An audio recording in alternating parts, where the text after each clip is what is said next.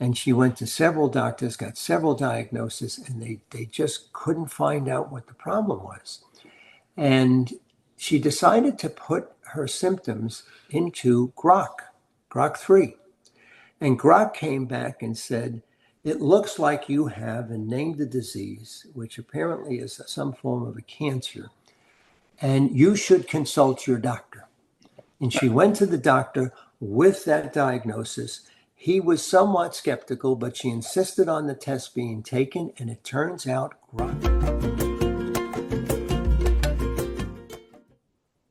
Welcome to another episode of Reframe for Resilience.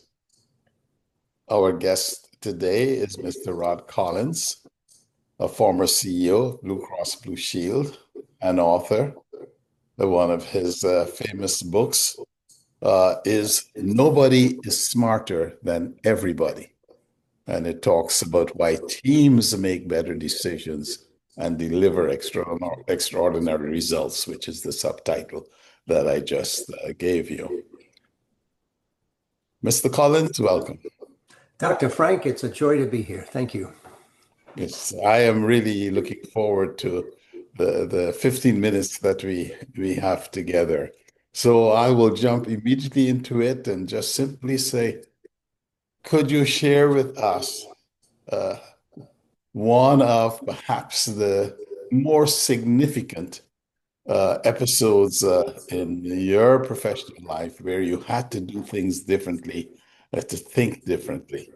Okay.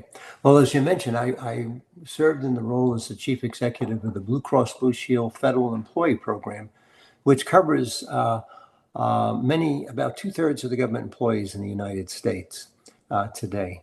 And somewhere in the mid-1990s, after 15 years as a general auditor, I was asked to lead the operations, and we needed to turn the business around because we had 2 decades of low growth, low performance. And I found out 2 things. One, being a general auditor is really a good job because you get to comment on everybody else's work and make recommendations. And secondly, is I realized that if we were going to turn this business around, we needed to manage it very, very differently because the business was actually an alliance of 39 independent companies. And part of the reason we were having 2 decades of low growth, low performance is we were using the typical top-down hierarchical management model because that's all we knew. And we spent a lot of time arguing with the plans over who was in charge. So a light bulb went off. We're not leading a hierarchy, we're leading a network. And so we better learn how to lead a network. And in the process of doing that, we really used a very different management model and I want to compare and contrast the hierarchy with the network so our listeners can get a sense of that. In the typical hierarchy, you leverage the intelligence of the elite few. You give them command authority, so you invest them with coercive power to make others do what they ordinarily might not choose to do. Planning is the key strategic activity, central planning. You are driving for uniformity of thought, the old phrase, get everybody on the same page, and you are working towards compliance. And we have compliance departments to make sure people are doing that. Networks do it very differently. Rather than leveraging the intelligence of the elite few, you leverage the intelligence of everyone on the team. Secondly, strategy is not a function of central planning. It's a function of iterative learning. And that's really important in a rapidly changing world today. You don't want uniformity of thought. You actually want to welcome diversity of opinion because it's the fastest way to uncover what we don't know that we don't know. And in a rapidly changing world, that can be very, very difficult, if not fatal for some companies. And you're not working towards coercive power. You don't give coercive power to a small number of people. With everybody participating in power, you have power as a as a function of energy rather than force. And it's synergistic power, power with rather than power over. And what you're ultimately working towards is agreement, not compliance. And in so doing, when we use this model, we did turn the business around. Within a period of 2 years, we had gained as much lost enrollment as we had in the last 2 decades. And then we took off like a rocket ship. And we wound up gaining, I think, almost 20 points in market share. We went from a $6 billion enterprise to a $19 billion enterprise. And after a couple of years of this turnaround, as you mentioned earlier, I did wind up spending the last 5 years as the program's chief executive. And during that 5 years, we had what remains to this day the single largest 5-year growth period in the history of the business. And as I look back, I realized it was the management model that made the difference and we discovered somewhat by accident this incredible phenomenon of collective intelligence. And that's why the title of the book is Nobody is Smarter Than Everybody. What hierarchical organizations lack are the processes to tap into what is really the superior form of intelligence. Thank you for sharing that. That is really a very powerful story. As I look at reframing from the social context, and as a matter of fact, however, as I say that, I immediately recognize that work is a social activity, and sometimes we forget that, and that probably speaks to your ability to turn this organization around. Yes. You said a couple of things. You said many things, but a couple just jump out at me. That is power with versus power over. And strategy being a collective intelligence. And somewhere else I saw where you write about artificial intelligence, really looking at it as accelerated human intelligence. Yes. So could you talk to us a little bit about that? So let's talk about it in the context of AI. I think that would be a good place to do because that's on everybody's mind. And you hear two different, I think, points of view on AI. There are some people who feel this is going to be the worst thing that will happen to humanity. The machines will take over the humans, and they just see very dire circumstances. There are others who believe that AI will actually enhance humanity. And I would suggest what will drive whether we get one outcome or the other will be how we organize AI. If we organize AI as a centralized top-down hierarchical structure, and this has been the dominant social structure for thousands of years, going back to the Roman Empire, then those who are concerned that the machines could take over humanity, I think they have a good point.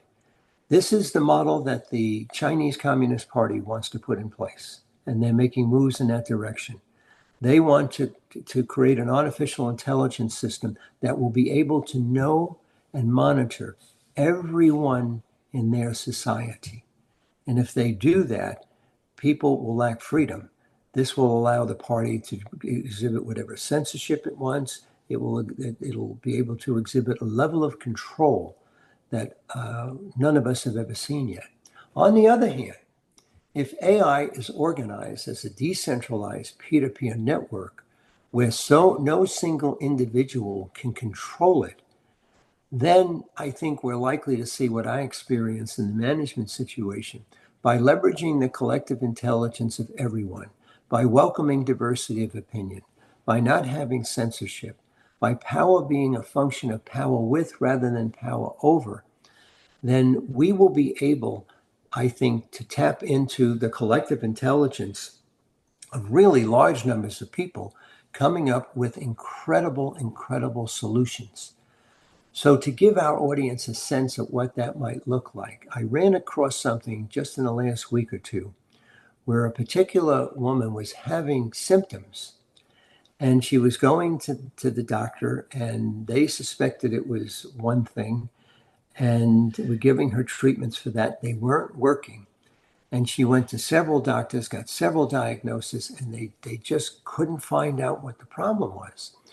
And she decided to put her symptoms into Grok 3.